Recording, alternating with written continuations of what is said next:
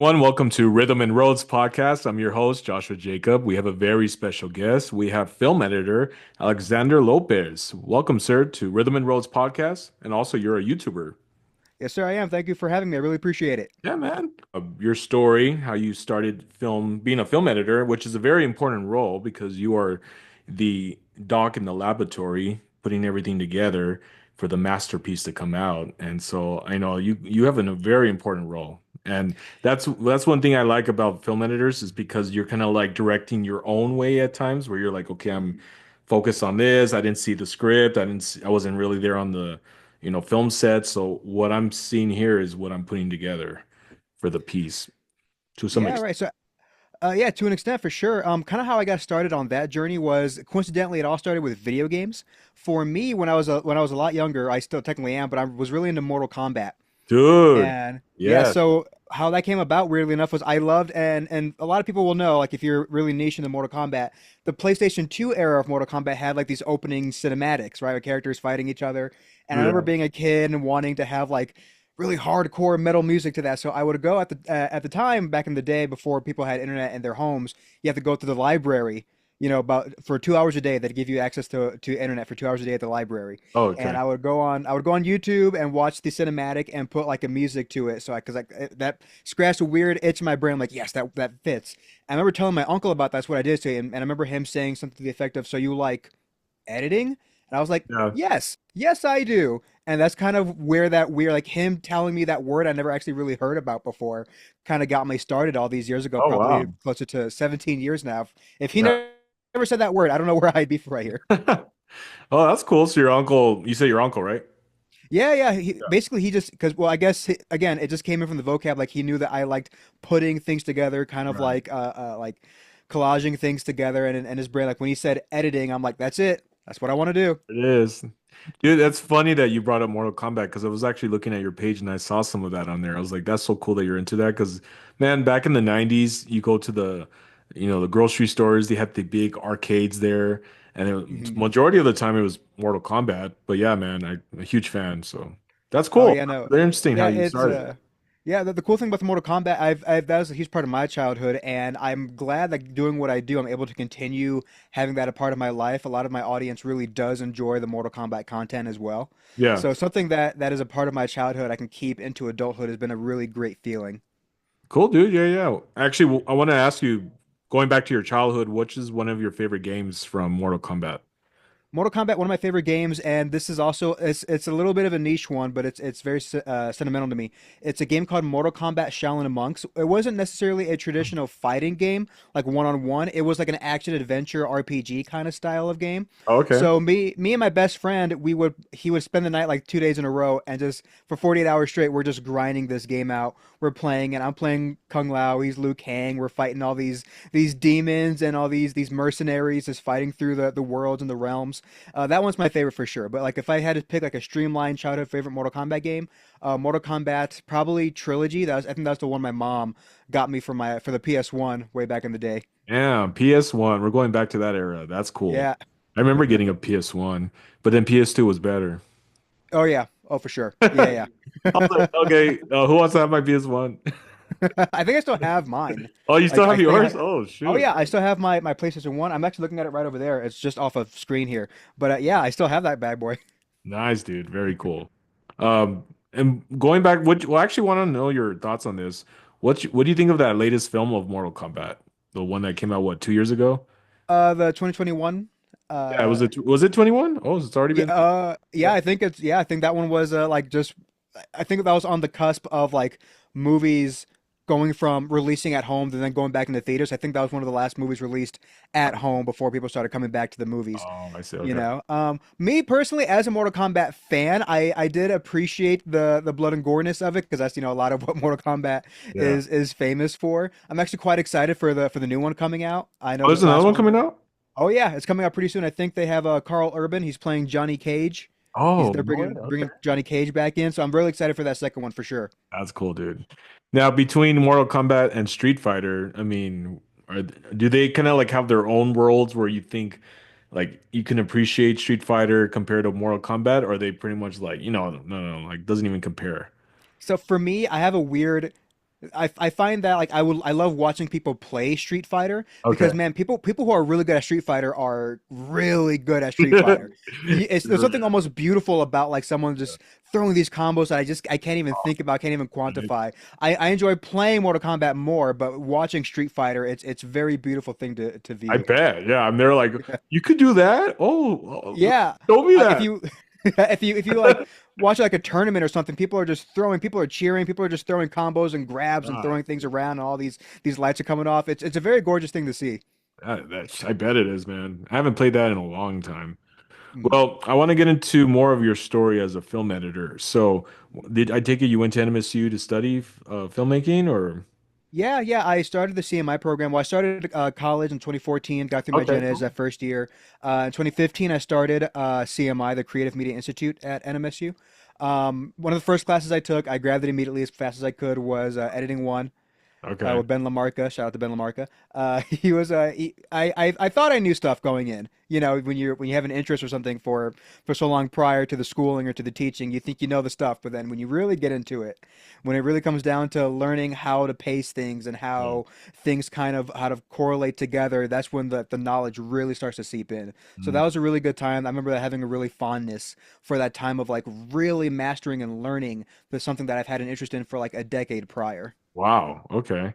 Yeah, and that's very true in what you said because like you go into into a project or anything in that department thinking you know what you know, but then once you actually explore a lot more than what, others sharing their insight of it and more wisdom in what they have, you're like, oh wow. That's the great thing about it is you learn so much from so many people, and Hmm. that's the beauty of life is that you always learn something new, Right. and I love that because you Yeah, never stop learning. exactly. Yeah, never stop learning. That was the cool thing I liked about the CMI program was because you have all these different people from all these different backgrounds and experiences and ideas, and you're coming together to kind of collaborate on something and something that you yourself may have not have thought of or thought you could do, and then someone else comes in with the idea. I'm like, oh man, that is a cool way to do that. That's something I've Exactly, really dude. super enjoyed about the program for sure. Yeah, great minds think alike. So something that Hmm. you didn't think of, they thought of. You're like, bro, how did I not get that? Like, Exactly, oh, that's why there's diverse of different people with great minds around. So that's for cool, dude. sure, Cool. Well, I want to get into well, congrats by the way on NMSU graduating. That's awesome. for sure. I'm Thank a you. huge fan of NMSU. Have a lot of family that went there. So yeah, go Aggies. Go Aggies. Wherever that may be. Yes. How was that journey, you being the film editor and the start of all that? If you want to share the story. Yeah, for sure. So actually, I met Ian Cole, the writer director, actually when we were extras on a film set. Shout out to Um, Ian. Yo. Shout out to Ian for sure. She's wonderful. We met on a film set as extras. We were young bar patrons 3 and 4. I think that's What? how Oh yeah? that's how that went. Yeah, and for the film Into the Heights. But we met, and we just kind of were just talking and just kind of like sharing past film experiences. You know how people just we talk Yeah. about what we do.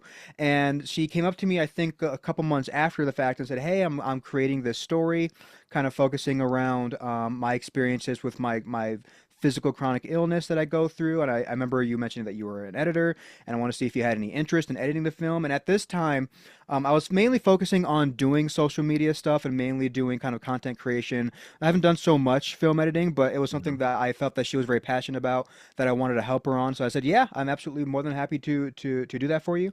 And so cool enough, actually, I ended up was the sound engineer on set, so I was able to see everything as it was happening, and in my brain, Um, as I'm doing the sound, I'm already kind of creating a timeline of how I want to edit it or edit oh, that. what we're creating. Um, So that was a cool experience to do. yeah, I That bet. was to be on the set and kind of already mentally creating an edit before I even get to the computer. Right. And they're like, Alex, you get that? Alex. Yeah, Oh, well, I'm sorry. Oh, yeah, yeah, I got you. Because you're already in your mode, bro. You're in the zone. You're yeah. yeah, dude, that's so cool. There were a couple of shots we were doing where I'm already editing like this portion, this dance scene's gonna be really great, or this talking scene. I know which way I'm gonna face it. It was a really cool thing to experience in real time as it was happening. Yeah, yeah. I bet it was, man. I think we got into another select. We were selected Is it for another select? film Okay. festival. Yeah. Yeah, we were selected for another film fest, which we're very excited for. Yeah. Heck yeah. As we want to get many people obviously to see this team, and see what we've created all together. More eyes Yeah. on what we've created. I think is always going to be a fantastic thing. Yep. So Yeah. there's Norma, there's June, And there's the titular main character who plays Rose. She's really phenomenal too. Yes, Jessica. Jessica, that's right. Jessica Miss Jimenez. She was really fun. She was a huge.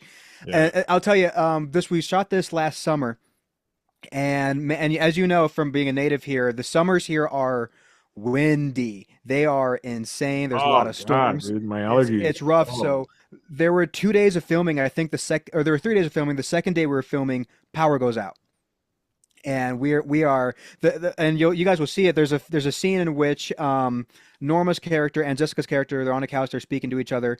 You'll see that there's very low lighting. Reason being, we I think someone is lighting it with just like a reflector from whatever sunlight is coming through the window. We had no power, oh, but Jessica's personality, which really kept us in high spirits, because yeah, she's a ball of energy. She's really fun. She's really cool. So that was it was a tough harrowing experience with trying to do this film with no power, but it was also like a weird like. We got through it together. We brainstormed. We came together and we got it done. So that was a really cool thing for that is everyone to kind cool. of Good bond for over. them. Yeah. Again, I'm gonna give a shout out. Ian, Norma, June, and Jess, and Alex, and everyone on the set and crew. Mhm. Congratulations on getting that acceptance to the other film festival. Yes. Cool. I also want to give a shout out to our DP Bardo. I was looking at some things he's doing, like getting the shots. And as I'll tell you, as an editor, we love when shots look good, and Yeah. these shots they really looked good. I Oh remember man. me and Ian Cole. Not that we ever got into an argument, but like I wanted to keep so many shots in the film. Forget how long it is because these things are just so beautiful. Like all these shots are just gorgeous and beautiful. But I know with the Dang, film fest, really? yeah, dude, really, there were a lot of shots where I just wanted to just hang on it, just Oh linger, my just because they were God. they were they were gorgeous. They were beautiful. Dang. Well, I look forward to meeting everyone on at the festival. It's going to be on April 11th, so I'll be there. But Yes. yeah, I mean, I haven't even met Ian. I met Jess already. I haven't met June or Norma, but I'll be Hmm. interviewing them. Dude, I haven't even met you yet. Like in Yeah. person. Yeah, so I'm like, I have a list of people I want to meet, so I look forward to meeting all of you, especially the crew that helped out. So it's gonna be a good time. Oh, for sure. That's always kind of one of the funny things about film is like you hear about these folks, but you never actually get to meet them until something comes up like Exactly. a collaboration or a festival, you know. Yeah, man. I mean, how do you feel about the festival coming up? Very excited about it. So actually, right now, my day job is I work at a hotel. So I'm actually in talks with a lot of people from the film fest about staying. So I'm always Oh, constantly in the know of when it's coming up and who needs what. But I'm always really excited when the film fest does come around because really it just also invites other collaborators, maybe some oh yeah, folks that dude. maybe you haven't seen since school. Like, oh, how are you doing? Let's reconnect. So that the film Yeah. fest is always a really fun time for that. Oh, I bet it is. And network and meet new Hmm. people and Exactly. collaborate and all that good stuff. Yeah. Yeah. Speaking of hotels, yeah, because I know that the film festival, they have a certain hotel that's, I guess, associated to help bring guests to stay there, I guess. Mhm. Is that Holiday Inn or which one is it? I think this year that they had gone with the Holiday Inn. Okay. I will tell you though, again, give my own little shout out to my hotel. We are a hotel that's actually right next to it. We are the town place, and we are Oh, currently Town going Place. under. We're a Marriott, and we are going under renovation. And if you guys need a rate for specifically for we've hosted other film crews before and other kind of festivals like this here. So we are and because we're a long-term stay property, we have like a full-size kitchenette, oven, stovetop, fridges, the whole like a little mini apartment. Oh So yeah. I'm trying to get more film folk into this kind of like environment. Like, come on, stay at our place. You can actually cook a full meal instead of just Ooh. eating crafties, instead of eating just Lunchables, you know? Right. Well, yeah, might take you up on that because I was thinking about staying because I'm going for both days, the 11th and the 12th. So I Uh, was like, why drive from Cruces back to El Paso when I could just stay there? exactly, Especially for exactly, the for after sure. party. Yeah, Oh yeah, no, that's gonna you're be gonna need fun. somewhere to sleep in town. Yeah. Yeah, that's gonna be a good time. But yeah, Oh, for sure. we'll connect on that afterwards and see what I can do on that. Yeah, But for sure.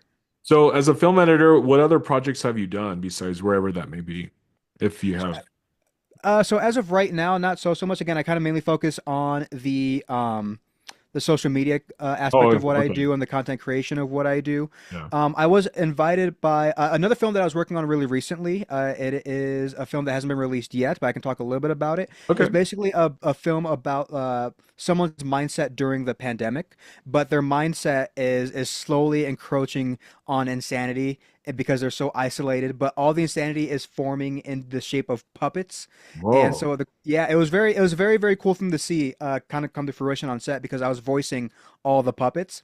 Oh So that part wow. was fun. And then they did an initial sound edit, an initial edit, and I got invited by the producer to do a kind of like second passover on the sound edit. So I'm just waiting on that kind of collaboration to come to fruition here. But I'm actually already thinking of how I want this thing to sound Yeah. for, let's say, like the puppets or for any kind of like background anything. Because sound for me is actually very important. Oh yeah. Very. I really I love when I always find that an edit is good if the sound isn't crap and everything flows together really well.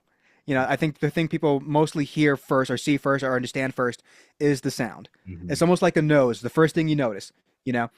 So sound is also very, very important to me. If I took a picture of my set, like in front of me, as you see, I have all these mixers and it just looks insane. That's why Really? Oh yeah, shoot.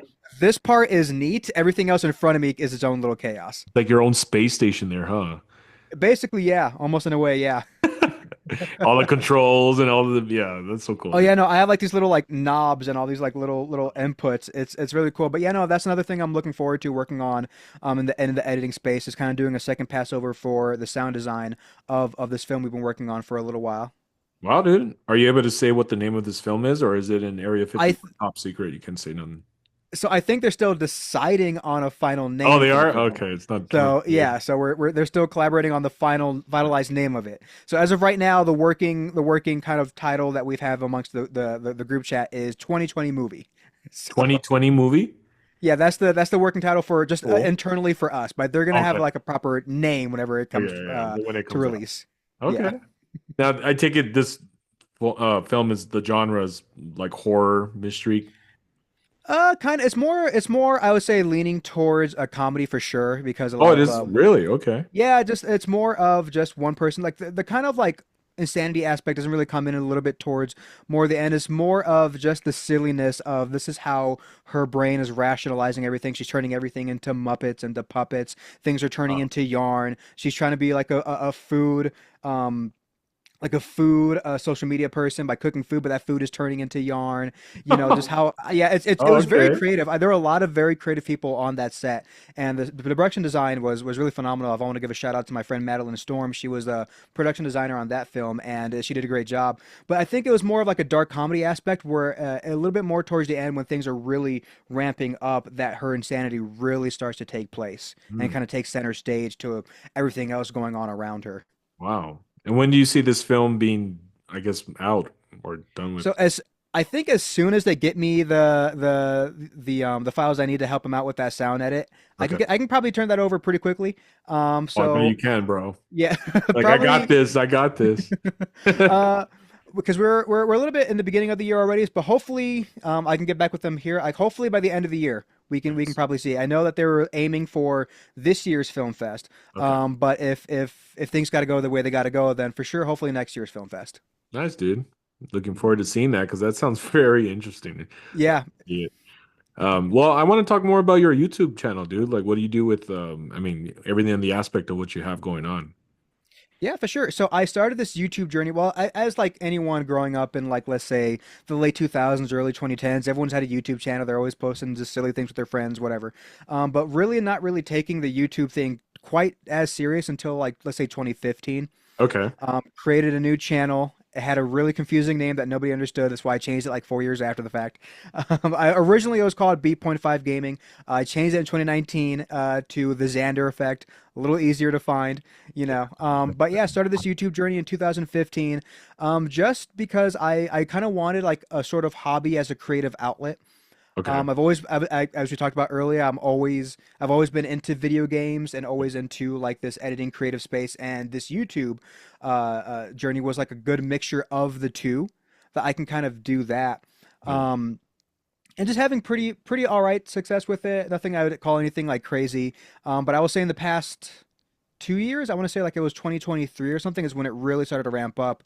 I think I Awesome, dude. from 2015 to like 2022 or something like that, only getting 200 subscribers, which is fine. I'm totally cool with that. That just means that not too many people are watching when I mess something up. You know what I mean?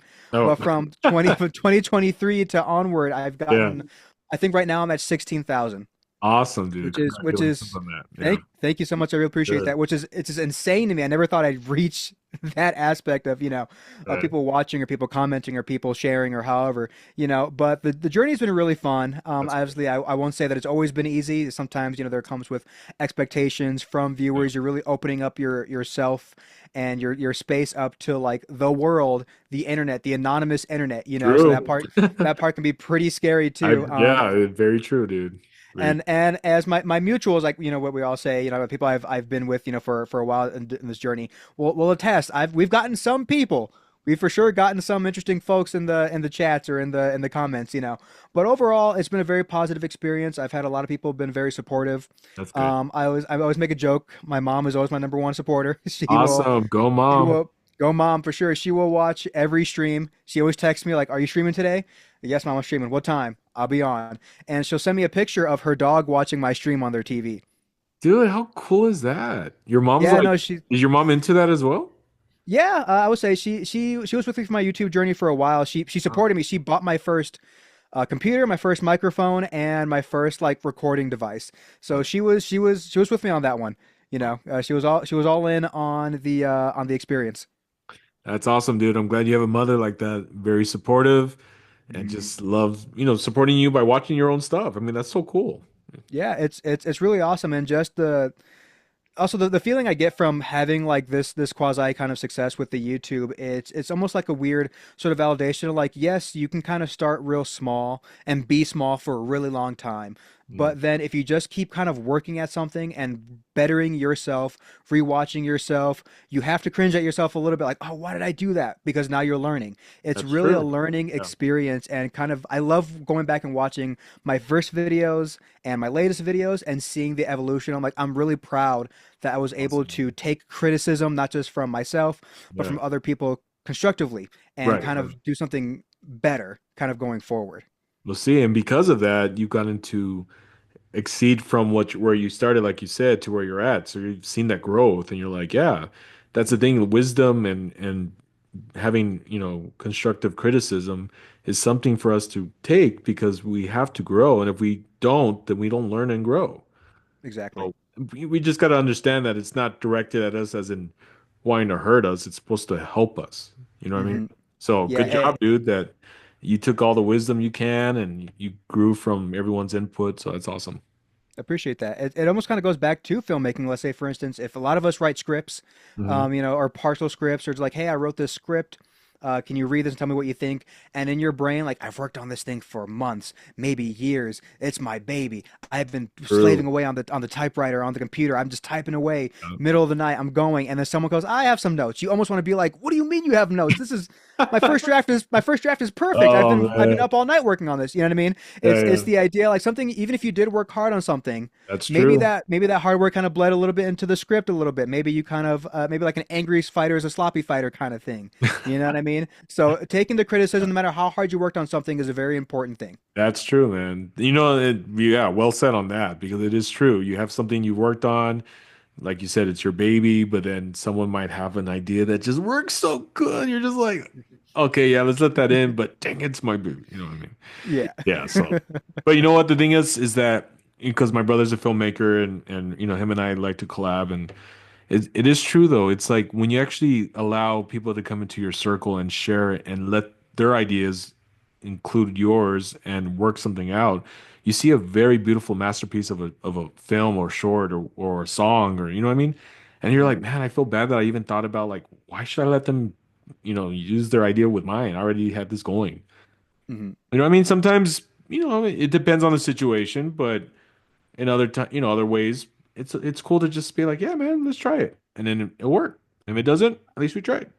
Exactly. I can't tell you there are so many times where I my first film that I ever directed in school was a little short called Sarcastic Mission Know It All, like years ago, like 2016 or 17, whenever that was. And so there's some things I wrote in the script, and I remember we were so it's hard it's weird thing to say short staffed isn't quite the right word for it, Okay. but this was during a time when everyone was working on the have you heard of MCP's mixed class productions? I have not, sir. So that is kind of like a almost like a year end thing that most classes at CMI do, where they take aspects of different classes and they work together to create a film. Oh, okay. Um, And so a lot of the other students in other classes were working on the date that I was filming my directorial. And Okay. so literally the only crew was me and my friend Alana and our actors. Wow. That was it. That was That so we were was in charge it. of directing, of lighting something, boom, Oh slate, man. recording. That was all us. So when it came to that, but yeah, so that was, I was still very happy with how it came out. But in terms of like in collaborating, because I obviously I wrote the whole thing, Yeah. and then getting on the set, and the person who Brown Ramos, he was one of the main characters of the film. He had some ideas. He's also a really funny guy too. And he has his own ideas for how his character should act, or how his character would say this, or maybe he might say something else than what I had written. But when it finally came together with his collaboration and his ideas of how he would work something, I Yeah. think it came out a little bit better than even what I had written or what I thought I had written well. So it's just inviting collaboration, a different experience, a different mindset. Mm. Sometimes it works really well, sometimes it doesn't, but you have to be open to receiving Yes. the kind of collaboration, the collaborative spirit. Exactly. Yes. I totally agree, man. I totally agree. Well, I really appreciate you, Alexander, for sharing just your journey from becoming a film editor to where you're at on your YouTube channel. Congrats on that. From the experience of being in the awkward stage to the learning stage, and now you're in the instinctive stage of your channel. So that's awesome, brother. And congrats again on the wherever that may be, being the film editor and all the hats that you had in that part of just helping out. I really look forward to seeing the film. I look forward to April 11th. I'm just looking forward to meeting everyone. It's gonna be a good time. Before we close on this episode, do you want to share where the viewers can find you on social media, Yeah, for sure. especially your So, YouTube? Yeah. yeah, my YouTube is actually at the Xander Effect, a Xander with an X. I'm also on TikTok as well, also at the Xander Effect, again with an X. Right. Also, definitely feel free to follow the film wherever that may be on Yeah, Instagram. dude. Go ahead and give them a follow on Instagram, on Right. Facebook for sure. Support the film, support the filmmakers, and just we hope to meet everybody and everyone have a good time. Yeah, man, it's gonna be a good time. Yeah. Well, thank you again, Alexander, for coming on Rhythm and Roads podcast and share your journey. And I look forward to meeting you, brother, at the film festival, April 11th. Yeah, for sure. It's my pleasure. Thank you for having me. Yeah, and guys, I would love it for you to subscribe to my channel on Rhythm and Roads podcast. It would really help the artists, the filmmakers. I don't get nothing out of this. This just to help support just the podcast to bring more people on. The platform is yours, sharing your story. So I really appreciate your support. Thank you, guys.